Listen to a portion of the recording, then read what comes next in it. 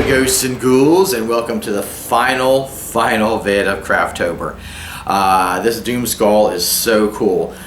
Wait till you put this thing on the table, the players' faces are just gonna drop and their players are gonna run for cover because this thing is just terrifying.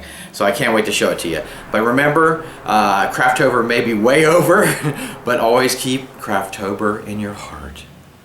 Alright, let's hit the table and see that resurrected Doom Skull. Okay, crafters, we got our zombies finished. They're on that floral wire there. Just put the rest of the limbs on. And now I'm going to start attaching these to the skull. So I'm going to poke in with the punch and then kind of bend the wire a bit to an interesting kind of droop or curve, and then apply it with the hot glue. Cut a little bit of the wire off there. They were a bit too long when I cut them. Better to have it too long than too short. So cut the glue that in. You may have to hold it for a minute till the zombie wire sets. And now I'm going to start covering that with hot glue. So that'll give a really nice kind of gore texture to that, I guess, unholy umbilical cord. Alright. This thing is so cool. Now you notice I painted the skull first just so I could show you kind of the difference between the zombies and the skull itself. Okay, there we go. Now I'm going to start applying zombies to the gore that's coming up the neck. So let's take some of the zombies, glue them on, hot glue them on. So add them to the gore. It's already happening there. Blend them in. Nice. Okay, now I've got these icicles. I want to use these kind of like for a crown for this thing. So I'm going to cut these with this cutter here. And it's pretty heavy duty. These things are pretty sturdy.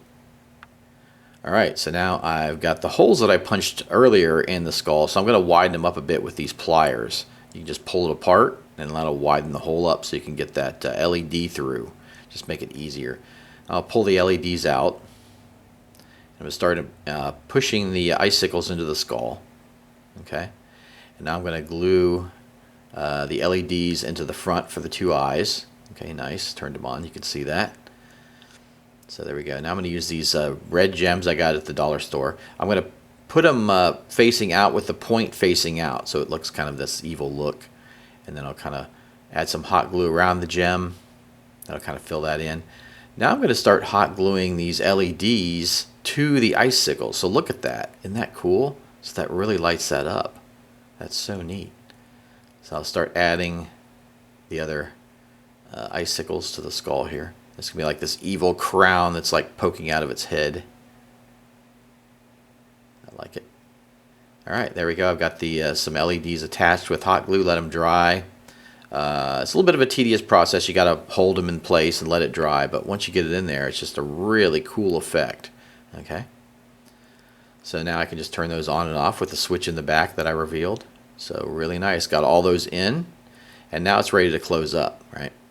So I'm going to add a little hot glue around those icicles just to secure them. Pull it up along the icicle there. Give some texture also. And I'll put the rest of the lights in the back, and then I'm going to glue the wire and the back of the skull back together. And then just hold it, and there we go, all good. Yep, see, it's all secured. Did my own brain surgery there. Sweet. All right, there are the lights on. Just that's really cool. But you see some lights are shining through the edges or through the skull itself out of the black. So I'm going to add some black around the eyes and cover up some areas that the light's shining through the skull. So with just some acrylic black. So nice there. I want to keep the light coming out just where we want it, not where we don't want it. Okay, some on the back there. Alright, cool. Now I'm going to start putting the gore on. This is the part where it really comes to life. So this is a cherry red. I'm going to use a burgundy. Also, I added to this to give it a nice gore look. So there I'm adding some burgundy on top of that cherry red. Look at that. That is just looking so cool. Just nasty. I love it.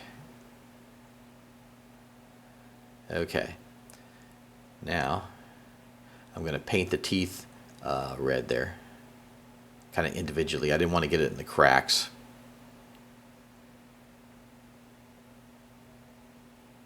All right, cool. So now I'm going to use a bright red, add some bright red to this. So I'm using 3 shades of red, okay?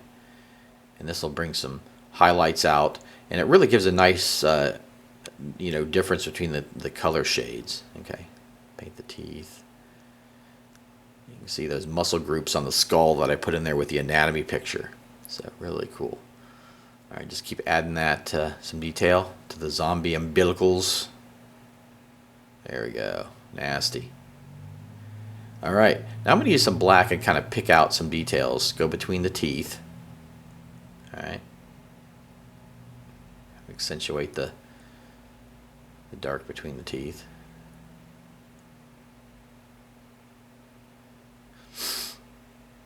Paint that up.